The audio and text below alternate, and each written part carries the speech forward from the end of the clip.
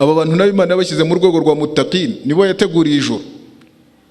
Nahanga hari Imana ivuga iti wasari'u fafirru ila Allah, mugaruke kwa Allah bavandimwe b'Abayisilamu kugira ngo abantu bashobore gukiranuka. Iri juru ni ijuru, ubuzima bwo kwisi n'ubuzima bw'igihe gitoya, igihe kizagera kandi nta nubwo ari kera. Buri umwe iyo urupfu rugeze burya inzira iba yatangiye kugendwa, igihe kiba cyageze ko iyo wamaze gupfa mu mva yawe buri munsi bakwereka icyicaro cyawe mu ijuru cyangwa se mu muriro buri munsi. Ubwo ukicara noneho uvuga uti imperuka izagera ryari nicare muri iriya ntebe.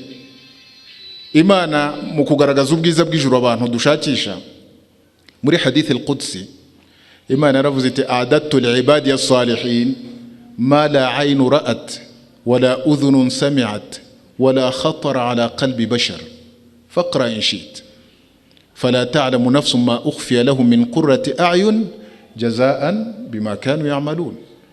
Imana iravuga muri hadith ivuga iti nateguriye abagaragu banjye beza ikijisho ritarabona, icy'ugutwi kutarumva, n'icy'umutima utaratekereza. Ni ibintu by'ibitangaza gusa.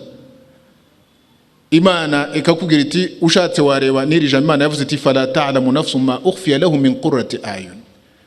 Nafsi z'abantu ntabwo zizi ibyo zahishiwe mu bintu bishimisha ku munsi w'imperuka, ko bazagira amahirwe mu kubona ijuru.